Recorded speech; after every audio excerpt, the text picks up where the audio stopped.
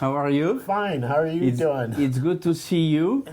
Nice. You look younger and younger year after year. You I lost feel some like weight, I'm 100 no? years old. Yeah. Looks good, but no, But you lost a lot of weight, no? Yeah, You look like a young man this year. Thank you. So what I wanted to show you, we can start with this case. Beautiful. On this shelf, you have mainly some new minerals from the Congo in Africa. And again this year I've been lucky because I found some new minerals. We can start with these nice chrysocollars. They come from the Star of Congo mine. You know, Star of Congo mine is a very well-known mine for copper and cobalt in the Congo. Was produced for the last decades the best malachite chrysocollar ever found everywhere in the world. Wow. And this year we found these new chrysocollars who make some botryoidal balls, crystals separate on matrix. So yes. I think it's really cool new stuff. Beautiful. Absolutely beautiful. Look at that one. That's fantastic. Wonderful. That's one thing I appreciate about the mineral hobby, when they hit new, totally different type of things. Yeah. So exciting. Yeah, this kind of chrysocollar, the last one I had it was maybe 10, 12 years ago. And it was mixed with malachite, but some single balls like that separate on matrix. It's the first time that I have. So I was happy to find this. This is catching my eye yes. right there. Yeah. Oh my God, that thing's fantastic. The Cobalt Calcite. Bring that out. Yeah. Have a look. I can't remember seeing a better one. This is killer. To speak about this calcite, we must say that it comes from Mashamba West, the very famous mine in the Congo, was the main mine producing for maybe 40 years. Wow. But since the end of the 90s, we didn't see any good pieces coming from Mashamba and from Dikulwe. Mainly because the Congolese company stopped producing there. And I was lucky because this year I got this calcite and I got also some new cuprite that I will show you. Very good. It comes from a local digging, from local prospector who found a few geodes about 1 year ago. And I have been financing and waiting for more pieces to come, but unfortunately I got only very few cobalt calcite and cuprite, and for the last 6 months they didn't find anything else. But yes, that one is killer. Yeah, it has a really strong color, and the size of the crystal is one of the biggest we have ever found in calcite, in cobalt calcite. That's wonderful. Yeah, it's really a good piece. You see the cuprites, they are on chrysocollar, some are on malachite as well. Yes. And this one is one of the best I have had from the old claim. It is beautiful. Look at that. Let me see. You see the red coming? Oh yes. And last time we found some cuprite in the Congo, it was 1997 and 1998. It was a huge find. And what is funny is that it's my father who got these pieces. And actually it was from Dikulwe. Dikulwe and Mashamba are 2 mines in the Kolwezi area, very close. Yeah. And it's the last time we saw some cuprite from the Congo, 1998. That long ago. And talking about Africa. Yeah, look at that. Yeah. You know what it is? Well, you have the sign here. I can hardly see my eyes. Yes. So it's new Yermerivite from Namibia. Fantastic. Yermerivite were found in Namibia, I think it was early 70s. Yeah, I remember when they hit that back. Yes, it was the 72-mile deposit, I think. And do you remember the piece in the Steve Schmale collection, Deep Blue on Matrix? Right. I think it was coming from that find. I say. And then in 2005, 2006, they found a new location still in Namibia, and it was the Amid farm. It's a farm in Erongo near to Usakos. Okay. And since 2005, they found some sporadic pocket. Oh. And it was last winter, I think, they hit a new pocket with some, unfortunately, again, loose crystals, no matrix species. Amazing. We found some orthoclase matrix with some broken crystal on them, but unfortunately we are not able to find the fitting crystal. Right. But I want to show you one crystal that I have here. It's a stunning one. Look at that. Oh, that's wonderful. It's water clear. It's we have never seen crystals in that quality. Yeah. We found some bigger ones, but with this transparency and so sharp, we never saw again. Yeah. I don't know if you can catch it on the video, but it's super sharp. Water clear to the tip, to lavender color to the base, but the crystal is so sharp. I've never seen a better one. No, It's the best one I've ever seen. Really, yeah. I've seen a couple large ones. Yes, but not with like this quality. Yeah, and never. the wonderful blue. Yeah. They held on to the blue so beautifully. Fantastic. Yeah. That is gorgeous. This. Look at that. This piece comes from a very famous claim.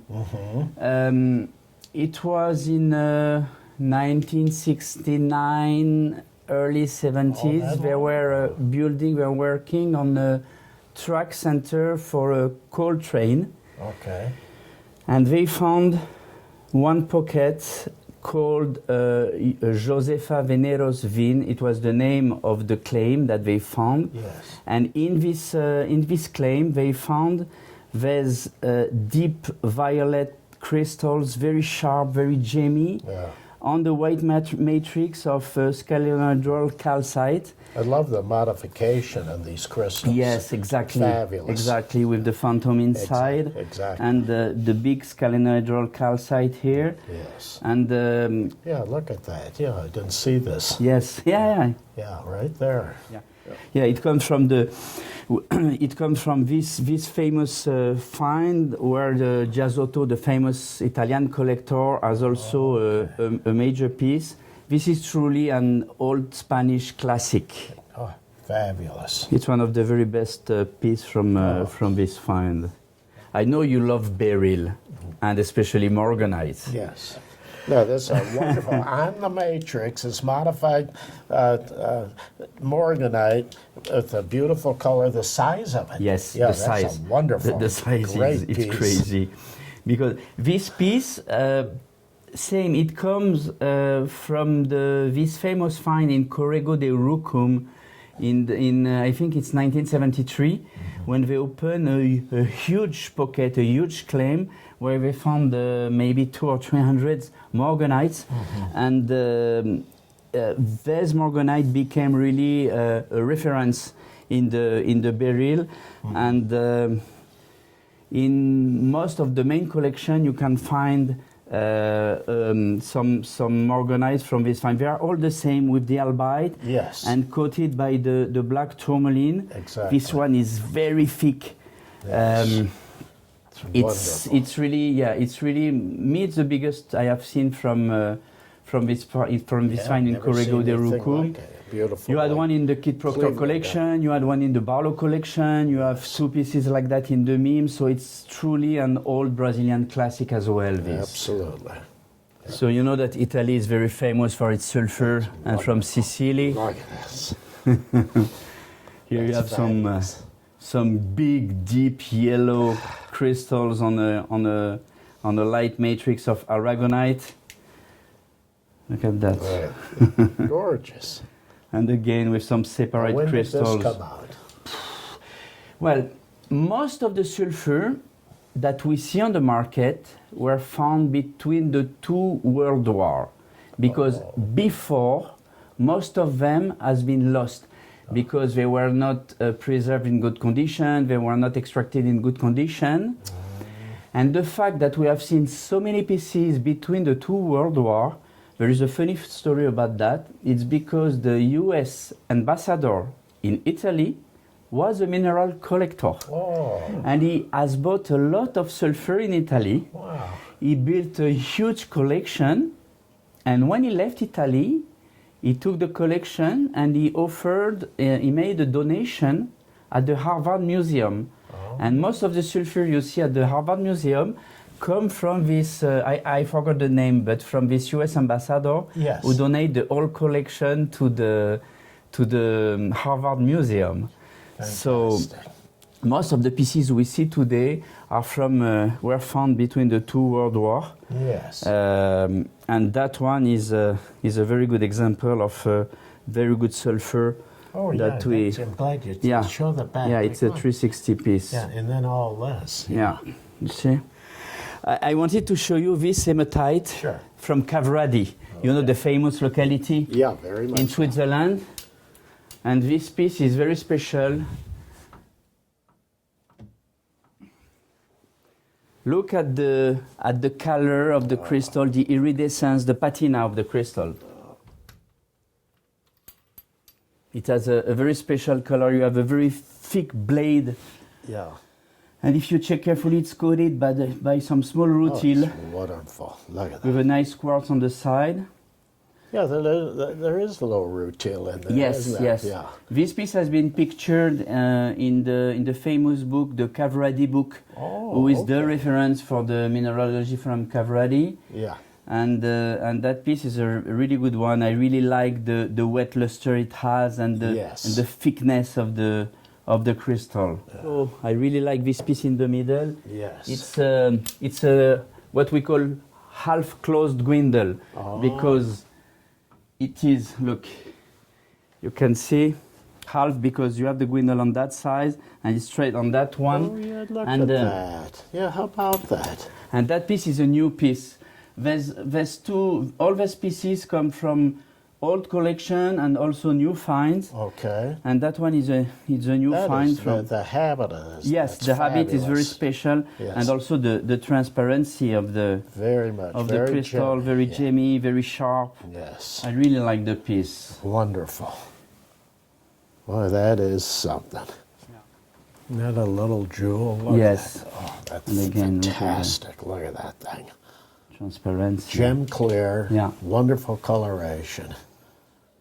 Yeah, Switzerland is really one of the main suppliers. They are for the alpine stuff. Yeah. They can compete with France easily. They have some really good quartz.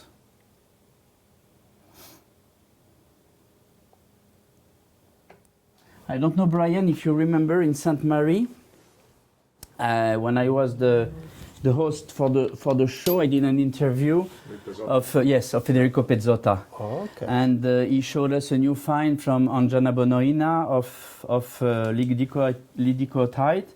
Yes. And again, this one is a find from 2018. I think it's second half of 2018 from Federico Pezzotta.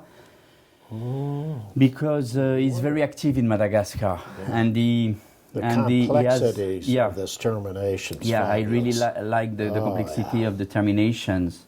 I don't know if Brian can pick that up on the lighting. Yeah, and it is deep purple in the C-axis. Beautiful. Very sharp, very bright. Yes. The luster of the piece is insane. And yes, absolutely. Federico is very active in Madagascar. And he found a lot of tourmaline, but for the last 2 years he was really lucky because he hit several pockets of major pieces. Very good. This looks wonderful. What are the inclusions? In this quartz, yes. Yeah, it's wonderful. It's really interesting. Actually, guess what it is inside? It's not rutile? Yes, sir. It is rutile? Yes, Look, when I light, wonderful. You can see the red coming from the tips or outside. It's beautiful. Now, did they have more crystals, and is it just this one that you got the rutiles in? What do you think? Well, I had maybe 5 pieces with rutile inclusions. Yes. But The inclusions look really amazing. It's a find from last year in Minas Gerais in Brazil. Okay. With these really cool inclusions inside. Wonderful. I'm used to find some malachite stalactites in the Congo, but that one especially has an elegance with all these stalactites like that. You can find stalactite, but in that quality, with this just special, phenomenal. they call it light green. They call it lemon green color in the Congo.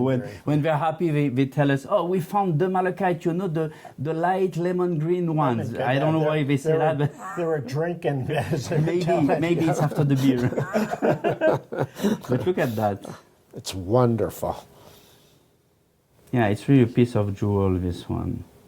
From the same locality as the sulfur we have seen in the other case, it comes also from Cozzo di mine in Sicily. Okay. Here you have a different one, because that one is on the black aragonite matrix. Yes. The blacks come from, it's a bituminous matrix, you know, from the petroleum, you say petroleum inclusions? Yes. Because as you know, the sulfur comes from the volcano gases mixed with cinnabar and other ingredients. Right. And the petroleum just coating the aragonite, and you have also some inclusions inside the sulfur. Yes. Yeah. And I like you have some isolated crystals, double terminated. Oh, wonderful.